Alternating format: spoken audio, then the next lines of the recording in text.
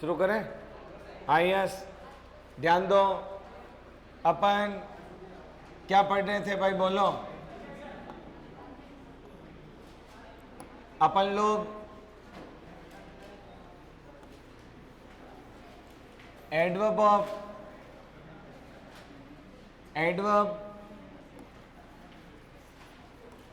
Close of, आज अपन पढ़ेंगे reason, कारण बताने वाले। ये आज कितना नंबर है बोलो, 7 है, लिखो। तो इसमें कारण बताने वाले कंजक्शन कौन कौन से हैं, तो अपन एज से, फोर से कारण बता सकते हैं। ये वाक्य के प्रारंभ व बीच में आ सकते हैं।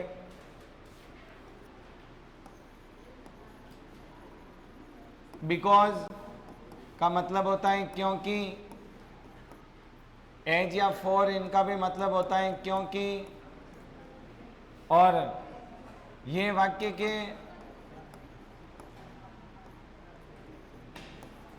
दो वाक्यों के बीच में सिंस का भी मतलब क्योंकि। और ये वाक्य के प्रारंभ में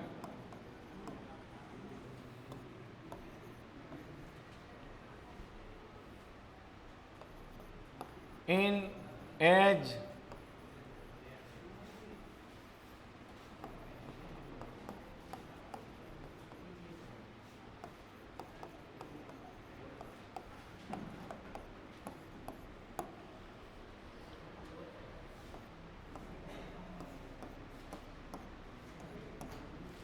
ये कुछ एडवर्ब क्लोज ऑफ रीजन है भाई।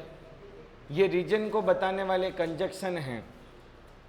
सबऑर्डिनेट कंजक्शन के अंदर ये कुछ कंजक्शन है जिनसे अपन एज और फोर ये वाक्य के प्रारंभ और बीच में लग सकते हैं।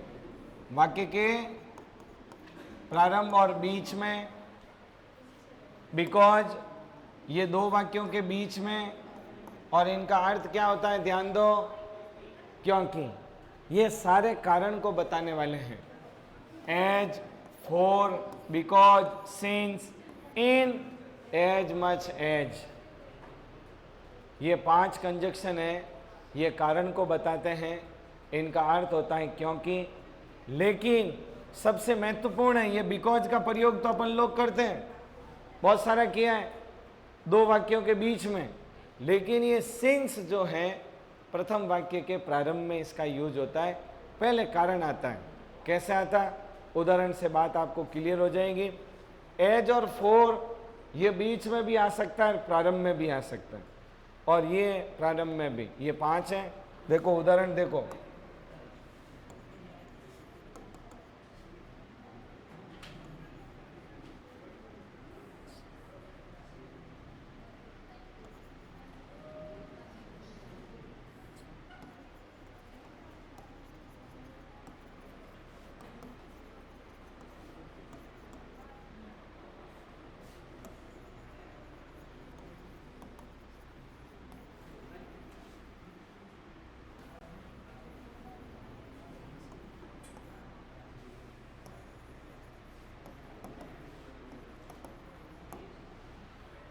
she cannot come to coaching class because she is ill, क्योंकि वह क्या है, बीमार है।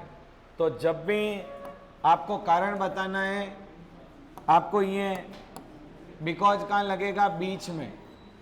यदि इसी को वाक्य को मैं सिंस से जोड़ूं, since she is ill, she cannot come to coaching class,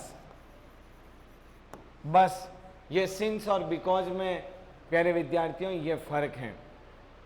since से अपन ने टाइम बताया और सिंस से अपन रीजन बताते हैं। सिंस से दो चीज़ें बताते हैं। सिंस से अपन ने क्या बताया? टाइम बताया।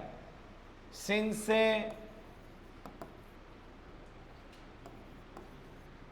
से अपन ने टाइम बताया और इसका अर्थ था जब से। और अपन ने इससे क्या बताया? अभी रीजन। अभी अपन ने इससे क्या बताया प्यारे विद्यार्थियों? रीजन। और रीजन से बताएंगे तो इसका अर्थ क्या होगा? क्योंकि। तो ये सिंस से अपन ने दो बातें बताई। ऐसे कि ऐसे अपन ने एज से भी कई बातें बताई हैं।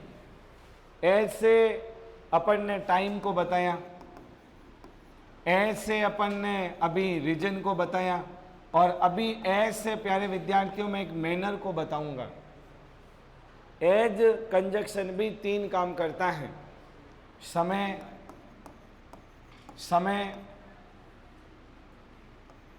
कारण और ये मैनर, यानी कोई भी काम का ढंग कैसे होता है, वो ये एज तीन काम करता है। और यहाँ पर अभी अपन इसका अर्थ क्या देख रहे हैं एज का? क्योंकि। और समय में क्या देखा? जब से या जबकि।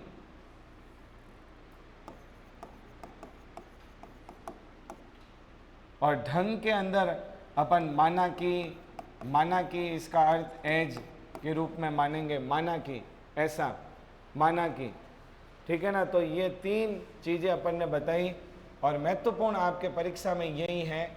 बिकॉज का यूज़ आप लोग हमेशा करते हैं, इसमें कोई बड़ी बात नहीं है। बिकॉज का आप लोग यूज करते हैं अच्छे से, आप वाकिफ हैं।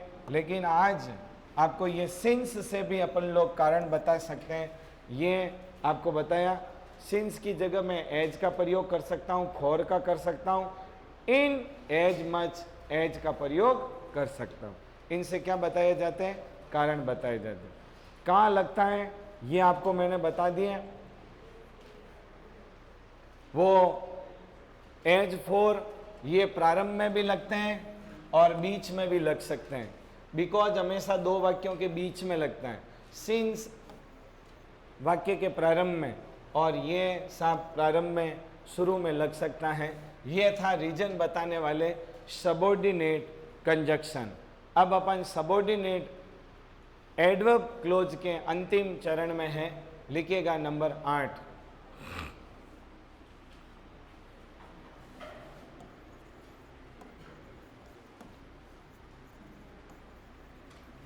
Adverb clause of comparison. Comparison वाले इसके अंदर आएंगे और कंपैरिजन के अंदर सबसे पहले आता है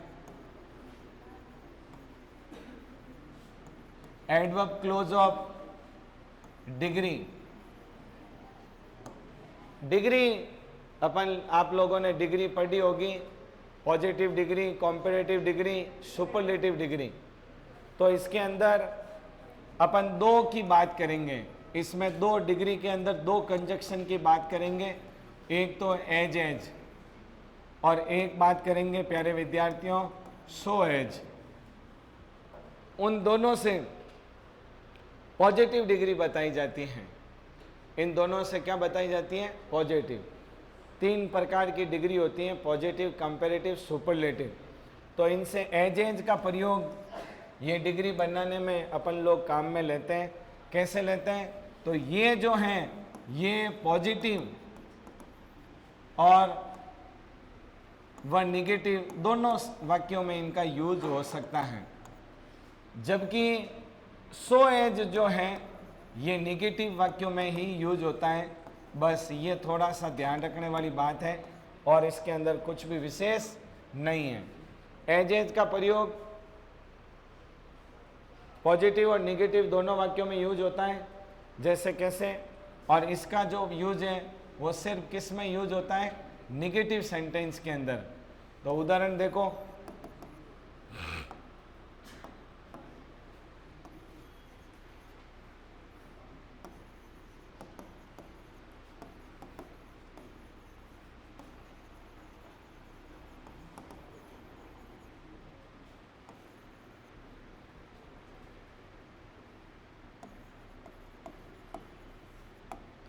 एज एज का मतलब होता है जितना, दो को सेम बताना। Sita is as beautiful as Radha, Sita उतनी सुंदर है जितनी राधा। दोनों को एज एज से बता सकते हैं। इससे अपन निगेटिव भी सेंटेंस बना सकते हैं, लेकिन सो एज का प्रयोग अपन लोग करेंगे तो वो 100% निगेटिव ही होगा। जैसे देखो, Sita is not so beautiful as Radha, तो इसका अर्थ हो जाएगा सो एज कि Sita is not so beautiful as Radha, Sita उतनी सुंदर नहीं है जितनी राधा। तो एज का प्रयोग और सो एज का दो के अंदर समानता बताने के लिए यूज किया जाता है।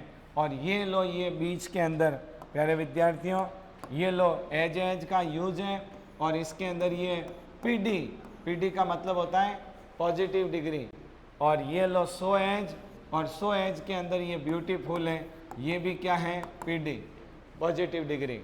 यदि कॉम्पेरेटिव डिग्री होता है तो ये मोर ब्यूटीफुल होता, सुपरलेटिव डिग्री होता है तो प्यारे विद्यार्थियों मोस्ट होता, लेकिन वहाँ तक आपको जाना नहीं है। आपको सिर्फ इतना सीखना है कि एज का प्रयोग कैसे होता है। एज के माध्यम से दो में समानता बताई जाती है, और सो एज के माध्यम से एक को अच्छा और दूसरे को बुरा। जैसे Sita is not so beautiful as Radha, मतलब सीता इतनी सुंदर नहीं है जितनी राधा। लेकिन ये वाक्य क्या कह रहा था, Sita is as beautiful as Radha. इसमें दोनों को समान बताया गया और इसमें दोनों को समान नहीं बताया गया, एक को ज़्यादा सुंदर बताया गया। तो एज और सो एज का प्रयोग, सो एज का प्रयोग करेंगे तो यहाँ ये नॉट लगेगा, लेकिन इसके अंदर पॉजिटिव भी बताया जाता है और निगेटिव भी बता सकते हैं। बस इतनी सी जानकारी आपको रखनी है। हो गई? चलूं अब इसके अंदर दूसरी adverb clause of manner. Adverb clause of manner कौन कौन से इसके अंदर, एक तो मैंने कहा एज, एज इफ और एज दो। इसका अर्थ होता है माना कि, माना कि कल्पना की जाती है, माना कि अपन लोगों ने इसको पढ़ा। इसके बाद यदि बी वर्ब होगी, इसके बाद अपन लोगों ने इसको देखो उदाहरण अपन ने अच्छे से सीखे। एज है, एज कह दो, या एक लाइक भी होता है, लाइक जैसा कि, जैसा कि, माना कि। एज इफ और एज दो ये बहुत प्यारे यूज हैं, परीक्षा में ये पूछे जाते हैं और आपको ध्यान रखना है। एरर निकालने में भी आता है और यूज में भी। कैसे, तो अच्छे से सुनना। लो ये आपके समक्ष उदाहरण।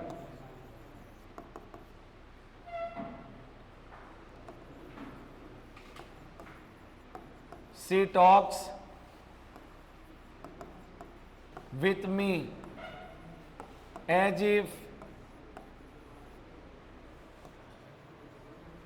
she were my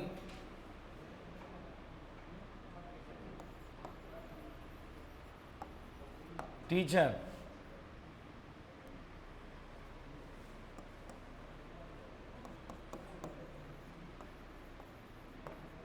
He walks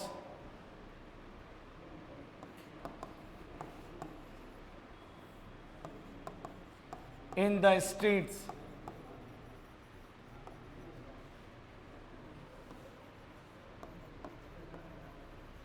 as though he were a king. तो देखो सुन लो अच्छे से, इसमें कोई विशेष कुछ भी नहीं है। ये बात अपन ने पहले भी की है। इनसे एज इफ एज दो से क्या बताई जाती है प्यारे विद्यार्थियों, कल्पना, कल्पना होती है इसमें। और इसमें मुख्य बात समझने वाली कौन सी है, महत्वपूर्ण कौन सी है, वो मैं आपको बता रहा हूँ। बाकी इनका अर्थ आपको पता ही है, एज इफ यानी माना की। माना की अर्थ आता है एज इफ एज दो का।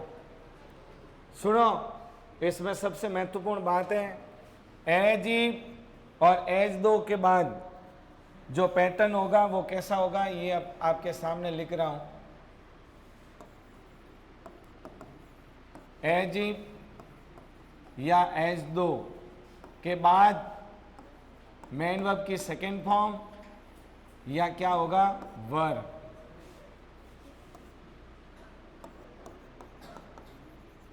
साथी वाक्य भले ही प्रेजेंट टेंस का हो, बस ये बात लिख लो।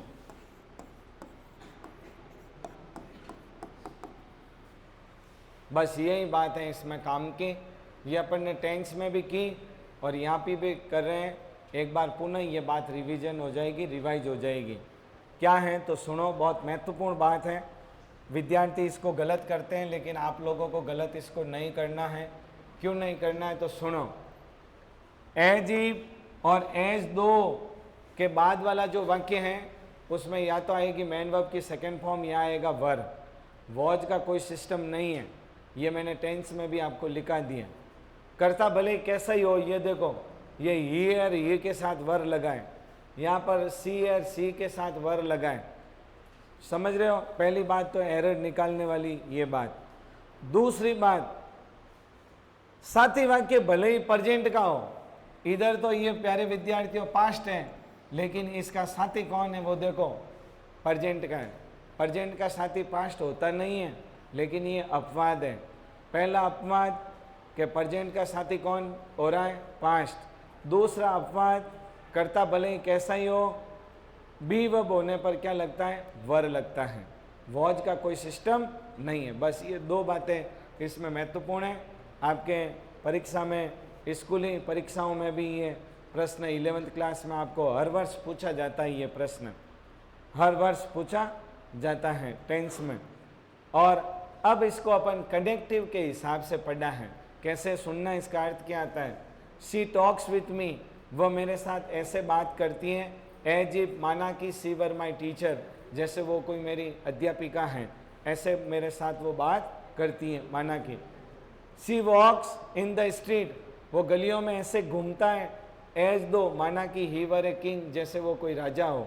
मतलब माना कि, इसका अर्थ क्या आता है प्यारे विद्यार्थियों, माना कि आता है, बाकी इसमें कोई विशेष बात नहीं है। ओके, तो ये अपने जो एडवर्ब क्लोज था सबऑर्डिनेट कंजक्शन के अंदर, प्यारे विद्यार्थियों एडवर्ब क्लोज था, उसकी ये 8-9 वैरायटी थी, ये कंप्लीट होती हैं। अब सबऑर्डिनेट क्लोज के अंदर ही एक एडजेक्टिव क्लोज है, उसको अपन पढ़ते हैं। एडजेक्टिव क्लोज में क्या है पढ़ते हैं, शुरू करते हैं, आ जाओ।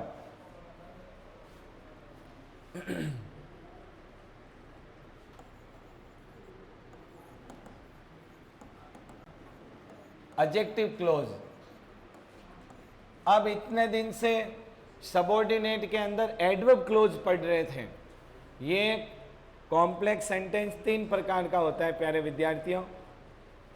Number 1 noun close, number 2 adjective close, number 3 adverb close.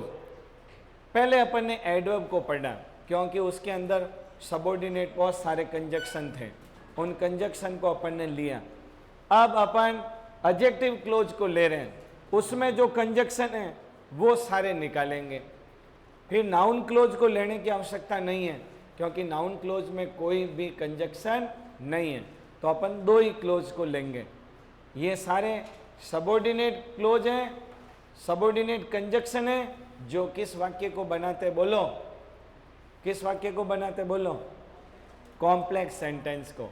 Compound को तो वो बता दिए 21, और ये कॉम्प्लेक्स को एडवर्ब क्लोज वाले बता दिए सारे। मतलब स्टेप से बताएं कहाँ से निकले। डायरेक्ट भी बता सकता था, लेकिन आपको वे से बताया कि ये यहाँ होते हैं और यहाँ से निकले, तो अपने दोनों काम हो गया। अब अपन एडजेक्टिव क्लोज के अंदर कुछ कंजक्शन है, उनका अपन यूज करते हैं। ये होते ही अपना ये कंजक्शन टॉपिक क्या हो जाएगा, कंप्लीट हो जाएगा। और अब कुछ नहीं, अब तो सरल है। ये तुम लोग 10th में पढ़ के आए हो और 12th में भी अब की बार ये तुम लोगों ने पढ़ा है, तो काफ़ी आपके लिए फैमिलियर है। लिखो एडजेक्टिव क्लोज जिसको हम रिलेटिव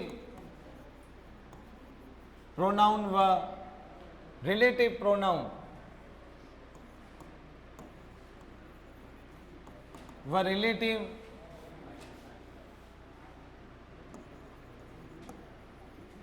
एडवर्ब के रूप में जानते हैं।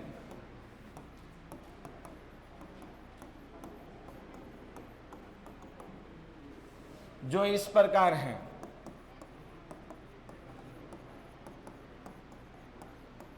ये कक्षा 12 के अंदर यहाँ से 2 नंबर का प्रश्न पूछा जाता है, कक्षा 10 में भी 2 नंबर का प्रश्न यहाँ से पूछा जाता है, 9th में भी अब ये टॉपिक जुड़ गया है, रिलेटिव प्रोनाउन।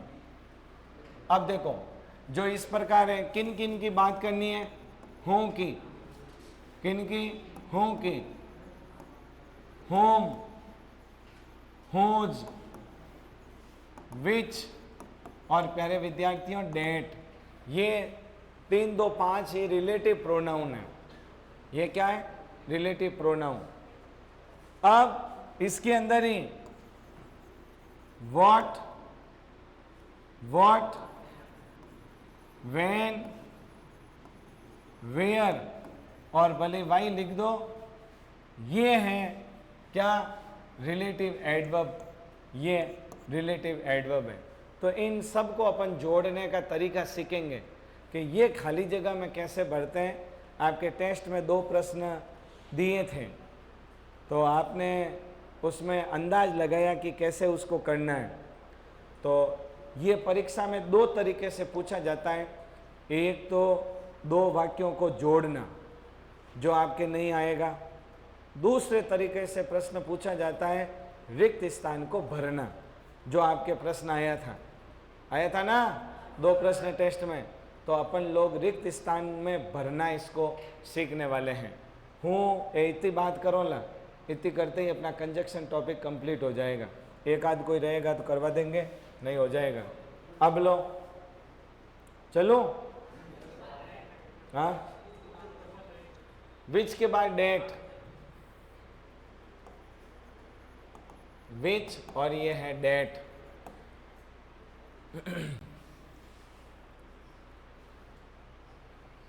ये WH वर्ड है जो कि एडजेक्टिव क्लोज कहलाते हैं। ये विशेषण का काम करते हैं और इन जिनको हम रिलेटिव प्रोनाउन के रूप में आपके इसी में से टॉपिक निकाल के 10th में दे दिया, रिलेटिव प्रोनाउन। तो रिलेटिव प्रोनाउन और रिलेटिव एडवर्ब दोनों, ये एडवर्ब से ये प्रोनाउन है। इतने ही काम के, फिर भी ये भी अपन कर लेंगे, ठीक है। अब लो, WH वर्ड में इनका अर्थ होता है क से प्रारंभ, प्यारे विद्यार्थियों। लेकिन रिलेटिव प्रोनाउन के रूप में इनका जो अर्थ है वो किससे प्रारंभ होता है? ज से प्रारंभ होता है। तो लिख लो एक बात, काम ही आएगी।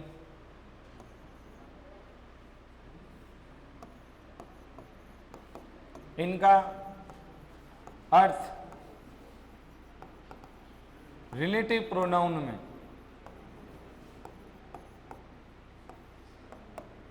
झ से प्रारंभ होता है।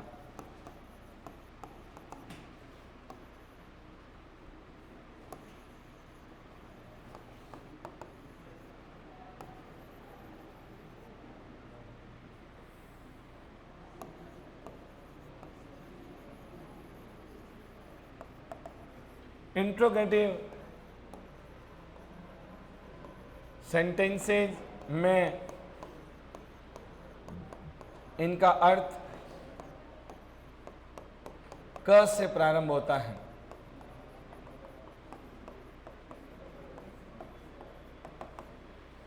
समझ में आ गई बात? रिलेटिव प्रोनाउन में इनका हूं का अर्थ होगा जो, न कि कौन। इंट्रोगेटिव सेंटेंस में इनका अर्थ होता है क से प्रारंभ, कौन, कहाँ, कब, कैसे, ये सारे अर्थ होते हैं। लेकिन जब इनको जोड़ेंगे 2 वाक्यों में तो इनका अर्थ क से प्रारंभ न होकर कैसे होगा? ज से। जो, जिसका, जहाँ, जब, जिसे, वो सारी बातें। तो आ जाओ, बहुत ही सरल तरीके से मैं इसको आपको एक एक की बिल्कुल अच्छे से फॉर्मूला देते हुए इसको आपको समझाता हूँ। चलो लिखो, सबसे पहला नंबर 1, हूँ। हूँ का अर्थ बोलो। हाँ, कौन नहीं, जो। अब इसका जो अर्थ होगा, क्या होगा, जो। कौन नहीं होगा, कौन क्वेश्चन वर्ड में इसका अर्थ होता है। अब ये दो वाक्यों में जुड़ेगा तो इन सब के अर्थ ज से प्रारंभ होंगे। यही तो बात नीचे लिखाई। अब ये क्या काम करता है तो सुनो। नंबर 1, सब्जेक्टिव केस का काम करता है।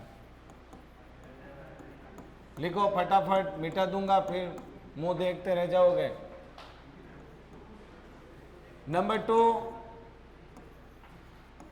हूं के पहले व्यक्ति या व्यक्ति का नाम आता है। नंबर 3, हूं के बाद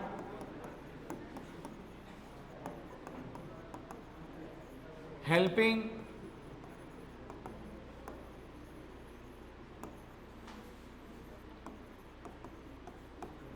ये ऐसा है भाई हूं की कहानी।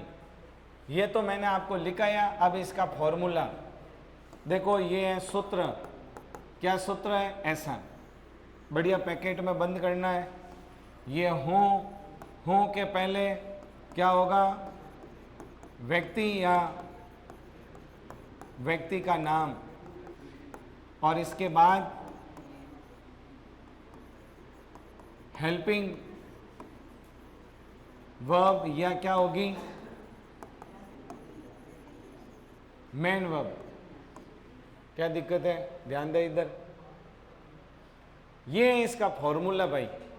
कैसे यूज करना है अभी देखो, एक उदाहरण आपके समक्ष देता हूं, बात समझ में आ जाएगी हाथों हाथ, बड़ा आनंद आएगा। हाथों हाथ पैसे वसूल हो जाएंगे, ध्यान दो।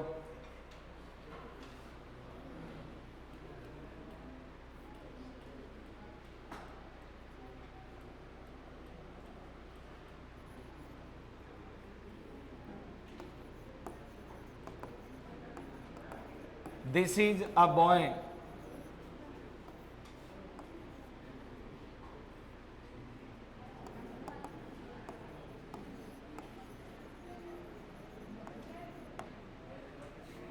नंबर 1 हूँ, number 2 whom, number 3 which, number 4 what। आपको कहा रिक्त स्थान भरो।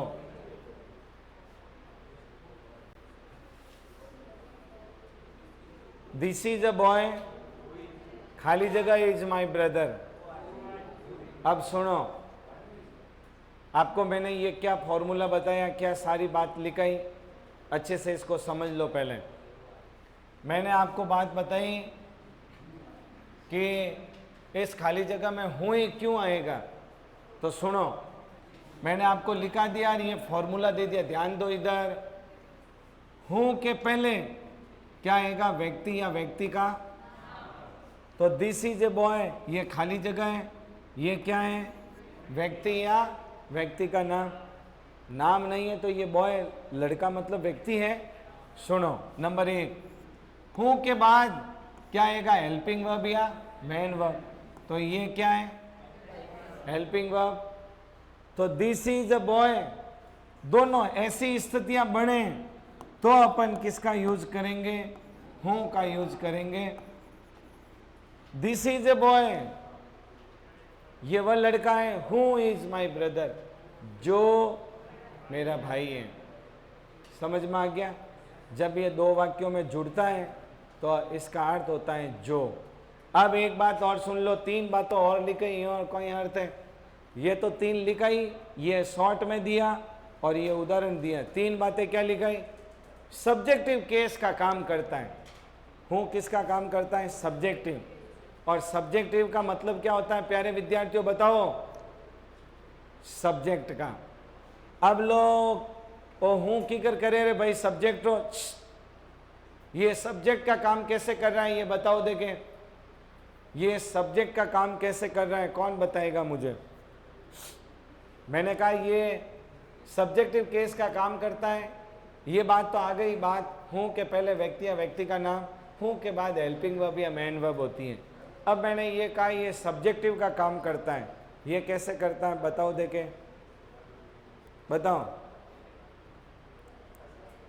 ये हूँ जो है, मैंने कहा ये सब्जेक्टिव केस है, ये सब्जेक्ट का काम करता है। क्यों रे भाई, कैसे पता लगा आपको कि ये सब्जेक्ट का काम करता है? हाँ नहीं, इससे सुनो, अरे ये क्या, ये वर्ब है ने, वर्ब के पहले कौन आता है? बस इसलिए ये सब्जेक्ट का काम कर रहा है। वर्ब के पहले हमेशा कौन आता है? ये वर्ब है, वर्ब के पहले है ये, तो ये किसका काम कर रहा है? सब्जेक्ट का। समझ में आ गई बात? बस इतनी सी बात याद रखनी है। हूँ के पहले व्यक्ति या व्यक्ति का नाम, हूँ के बाद हेल्पिंग वर्ब या मेन वर्ब होती हैं। लिखो। अब देखो ये 4 है, अभी तुमने 4 नहीं पढ़े तो अभी कंफर्म नहीं हो रहा है। चारों में अंतर होगा।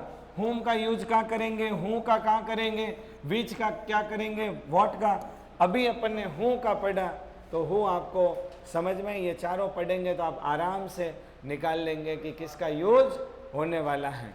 समझ रहे हो? बात समझ में आ गई? चलो आगे लिखो। होम। नंबर 2,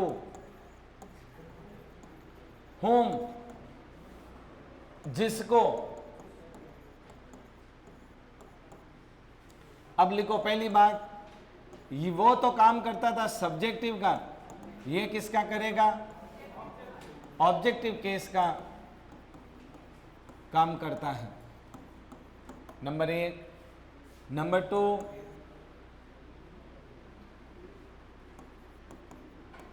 इसके पूर्व व्यक्ति या व्यक्ति का नाम होता है। इसमें भी व्यक्ति या व्यक्ति का नाम होता है, या अपन शॉर्ट में कह सकते हैं नाउन या प्रोनाउन होता है, या लिख दो नाउन या प्रोनाउन होता है।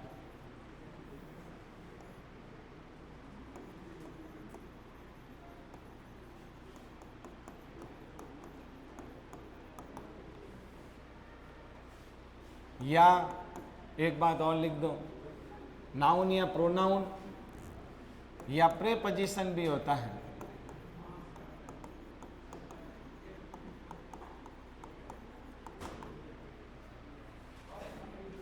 नंबर 3, इसके बाद क्या होता है वो सुनो। इसके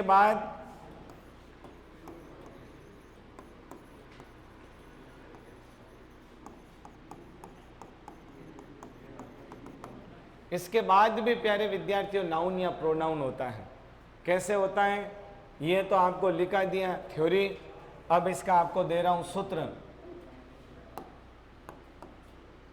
ये लो सूत्र क्या है, तो ये लिखो होम, और होम के पहले या बाद,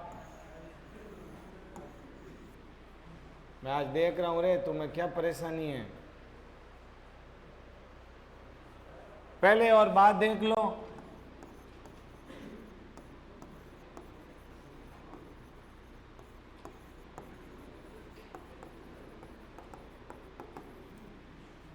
और इसके बाद भी प्यारे विद्यार्थियों नाउन या प्रोनाउन होता है, ऐसा मैंने आपको सूत्र दिया। अब देखो इसका मैं आपको उदाहरण दूंगा तब बात क्लियर हो जाएगी।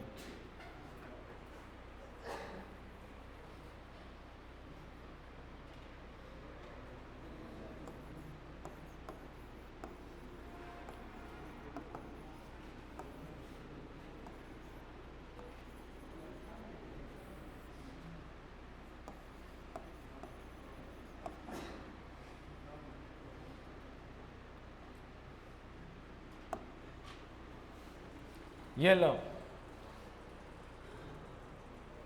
अब आपको इसमें का लो, दोनों में हाथों हाथ आपको दो में से कोई एक भरना है, हूं भरो या हूं भरो। तो दोनों में आप अंतर कर सकते हैं या नहीं, आपके अभी ठीक सामने चीज़ है, अच्छे से समझ लेना। ये सब कंपटीशनों में आने वाली चीज़ें और बढ़िया बढ़िया एकदम कॉन्सेप्ट क्लियर करवाऊंगा, ये ध्यान रखना, अच्छे से पढ़ लेना, काम आएगी आपके भी। ये तो अभी क्या है, खाली जगह भरने से संबंधित प्रश्न है। ये परीक्षा में 12वीं में और 10वीं में दो वाक्यों को जोड़ने का आता है, ठीक है ना। तो अपने वो नहीं आ रहा तो उसमें कोई मतलब करवाने से कोई मतलब नहीं है, अपने रिक्त स्थान को भरने से आ रहा है तो सीधा ही करवा रहे हैं। सीधा सा आपको दे दिया, हूँ या हूँ भरना है दो, ठीक है, दोनों में से एक भरना है। तो प्यारे विद्यार्थियों, इसमें देखो हूँ आ सकता है क्या, हूँ आ सकता है क्या, हूँ के बाद हमेशा क्या आती है, हेल्पिंग वर्ब या मैन वर्ब, और इसमें हूँ के बाद हेल्पिंग वर्ब या मैन वर्ब नहीं है। तो हाँ, पहले तो हो सकती है, इसमें भी व्यक्ति या व्यक्ति का नाम होता है, नाउन या प्रोनाउन हो सकता है, लेकिन इसमें और उसमें जो अंतर है प्यारे विद्यार्थियों वो है ये कि खाली इसके बाद भी क्या होगा, नाउन या प्रोनाउन होगा, जो कि किस में नहीं था, हूँ में नहीं था।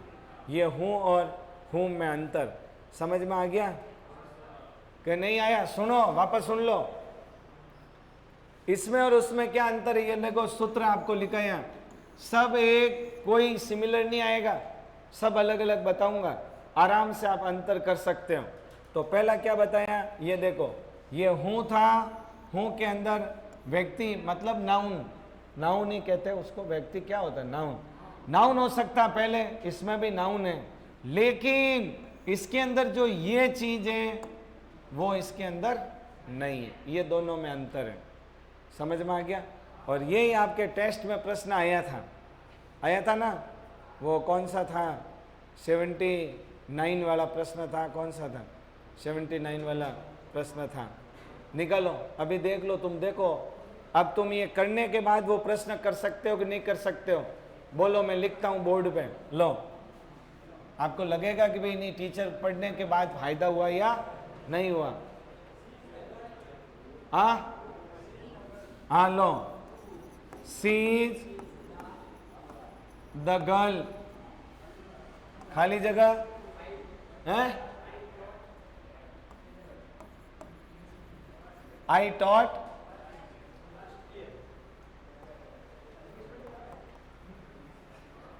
अब ये देखो, सुनो, सी इज द गर्ल, ये खाली जगह है।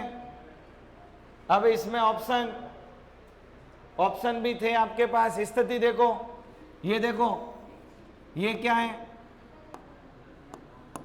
ये देखो नाउन या प्रोनाउन, ये खाली जगह नाउन और प्रोनाउन, और ऐसी स्थिति हो तो क्या भरेंगे, बस सी इज द गर्ल, ये वह लड़की है जिसको, होम का अर्थ क्या होता है, जिसको आई टॉट लास्ट ईयर, जिसको मैंने पिछले वर्ष पढ़ाया, जिसको, और हूं का अर्थ था जो, अर्थ की तरफ जाने की कोई जरूरत नहीं है, वाक्य को देखते ही सीधा आप आराम से उसमें अच्छे से भर सकते हो।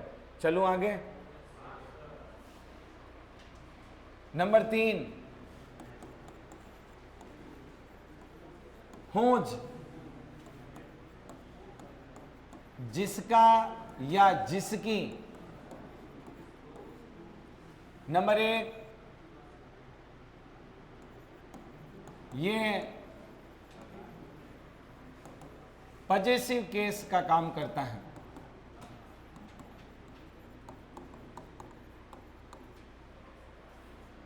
ये पजेसिव केस का काम करता है। नंबर 2, इसके पूर्व नाउन या प्रोनाउन आता है। अब देखो एक बात और समझ में आई कि ये जो है ऑब्जेक्ट का काम कैसे कर रहा है, ये ऑब्जेक्ट का काम कर रहा है कैसे, क्योंकि इसके बाद हेल्पिंग वर्ब या मेन वर्ब नहीं है, इसलिए ये ऑब्जेक्ट का काम कर रहा है। यदि हेल्पिंग वर्ब मेन वर्ब होती तो ये खुद सब्जेक्ट का काम करता।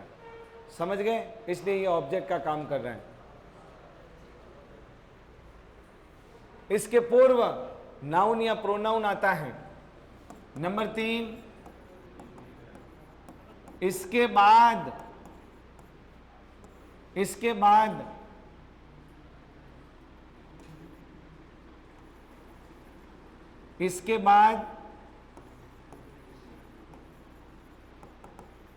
पजेसिव केस से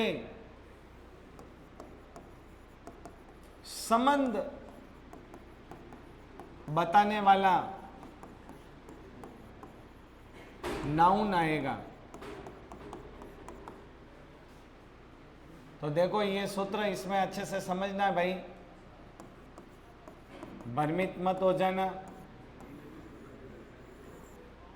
ये लो हूज,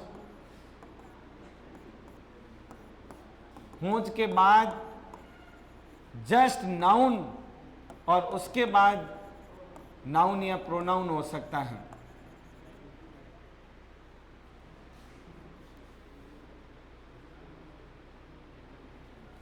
प्लस नाउन या pronoun.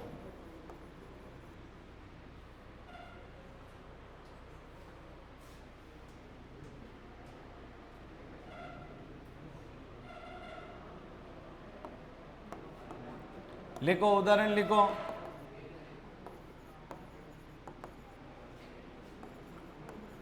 This is my grand mother whose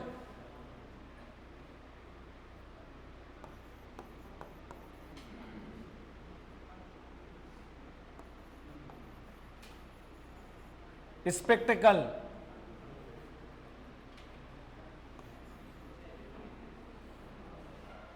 This is my grandmother whose spectacles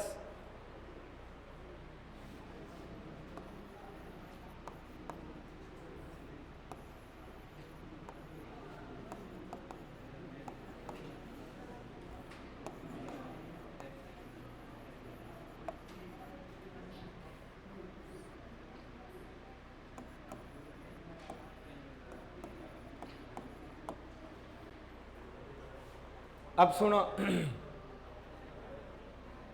ये अच्छे से सुनना।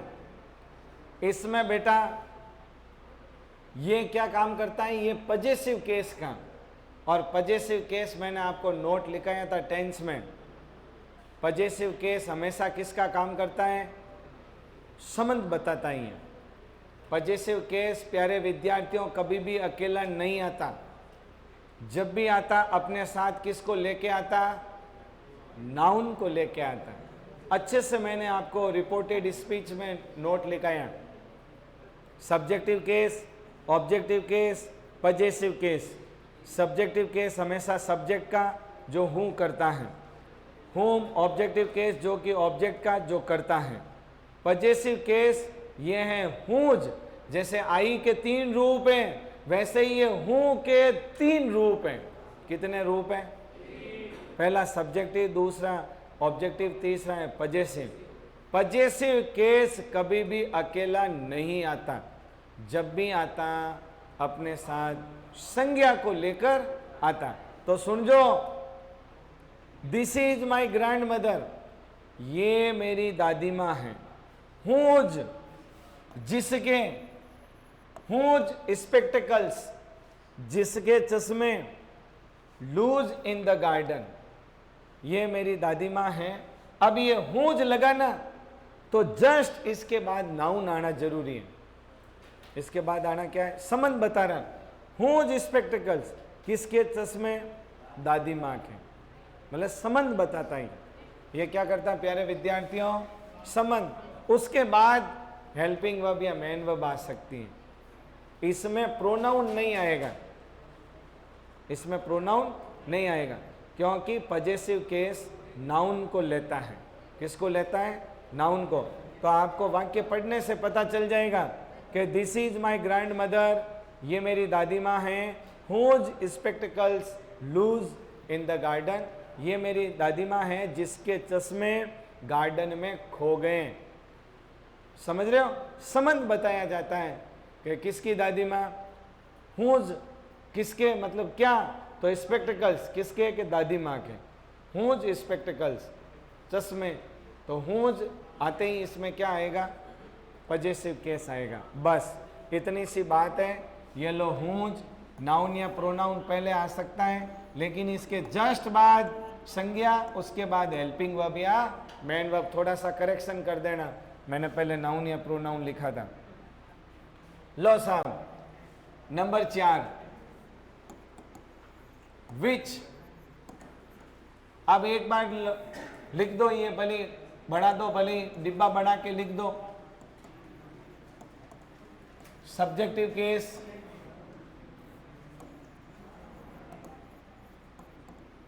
Objective case, possessive case.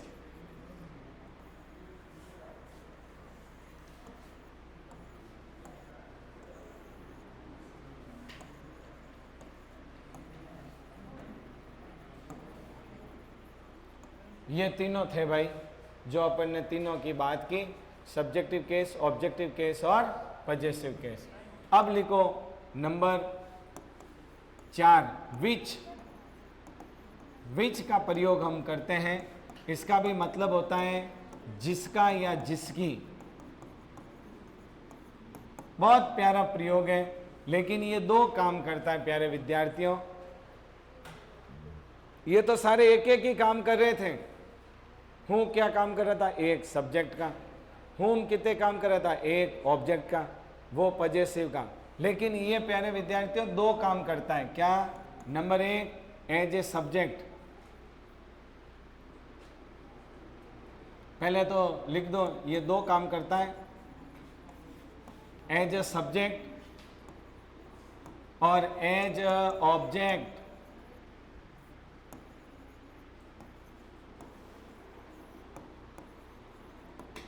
ये कर्ता का भी काम करता है, ये कर्म का भी काम करता है। ये दोनों काम करेगा।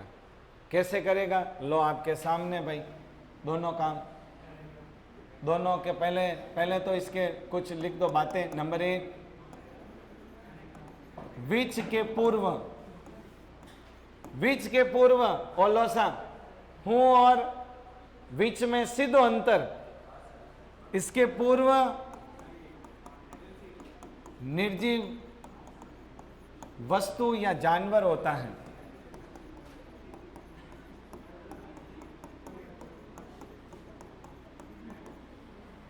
इसके पूर्व निर्जीव वस्तु या जानवर होगा।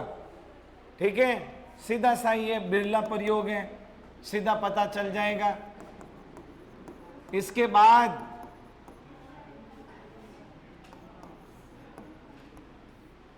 बाद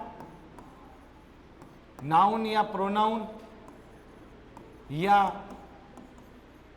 हेल्पिंग वर्ब या मेन वर्ब।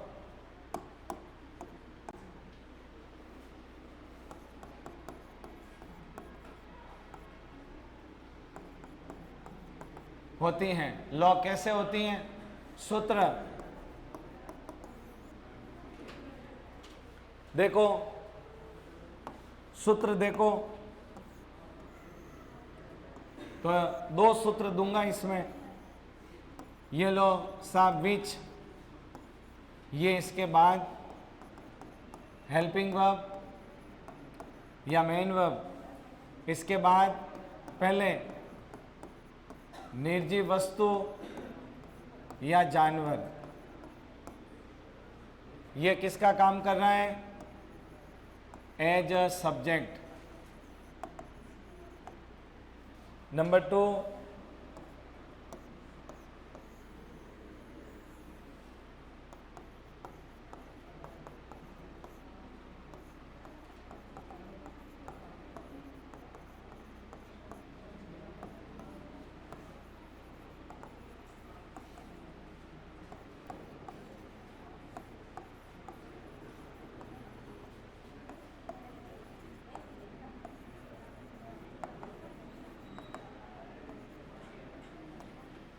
ध्यान दो, ये दोनों फॉर्मूले मैंने आपको लिखा दिए। ये दो काम कर सकता है, एक तो सब्जेक्ट का, दूसरा प्यारे विद्यार्थियों किसका, ऑब्जेक्ट का। इसके बाद हेल्पिंग वर्ब या मेन वर्ब आ सकती हैं, इसके बाद नाउन या प्रोनाउन आ सकता है। नाउन या प्रोनाउन आएगा तो किसका काम करता है, ऑब्जेक्ट का। हेल्पिंग वर्ब या मेन वर्ब आएगी तो विच किसका काम करता है, सब्जेक्ट का। ठीक है, मैं सीधा भी बता सकता था, लेकिन ये बात क्यों बता रहा हूँ कि आपका माइंड ब्रॉड हो, अच्छे से आपको चीज़ समझ में आए, फिर आपको ऐसा नहीं कि फिर थोड़े दिन बाद और समझना पड़े। एक ही क्लास में जो भी इससे संबंधित जानकारी है वो मैं पूरी आपको दे रहा हूँ। लिखिएगा उदाहरण, दोनों उदाहरण लिख दीजिएगा, बात क्लियर हो जाएगी।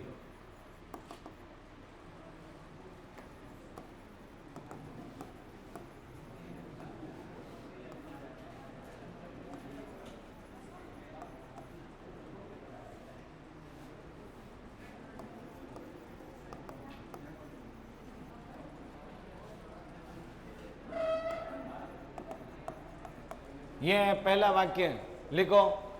दूसरा वाक्य,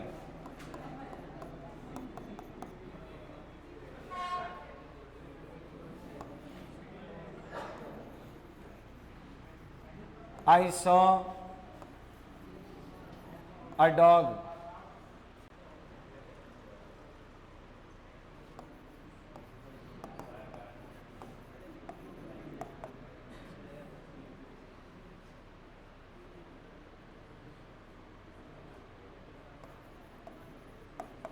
लो साहब, ये दो वाक्य तुम्हारे विच सा जो भी है समस्या इसमें क्लियर हो जाएगी। अपन ने चार चीज़ें अभी तक अपन ने चारों पढ़ी हैं, अभी तक किसी में कोई कंफ्यूज वाली बात नहीं है। मैं एक बार पुनः आपको बता देता हूँ। ये देखो, सीधी सी बात हो गई। क्या मैं इसमें हूँ का प्रयोग कर सकता हूँ? हूँ के पहले व्यक्ति या व्यक्ति का नाम आता है, ये क्या है, कैट। होम के पहले हूँ का प्रयोग कर सकता हूँ?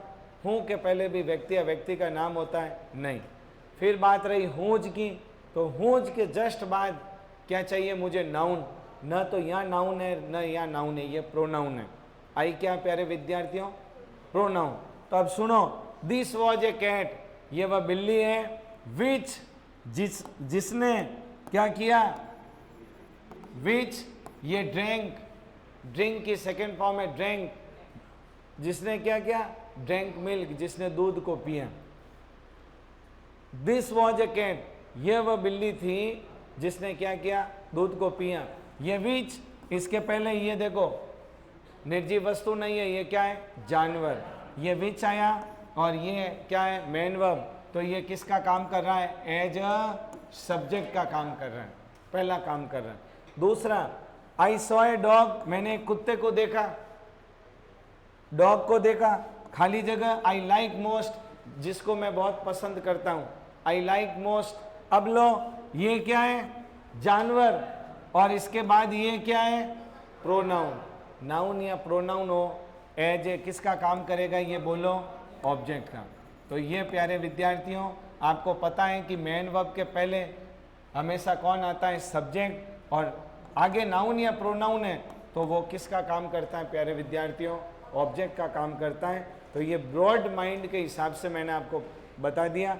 4 हो गए, 4-5 अपने और हैं, मतलब आधे घंटे की क्लास के अंदर अपना कंजक्शन टॉपिक है वो कल क्या हो जाएगा, कंप्लीट। और फिर मैं नया टॉपिक लूँगा, डिटरमिनर्स। ठीक है।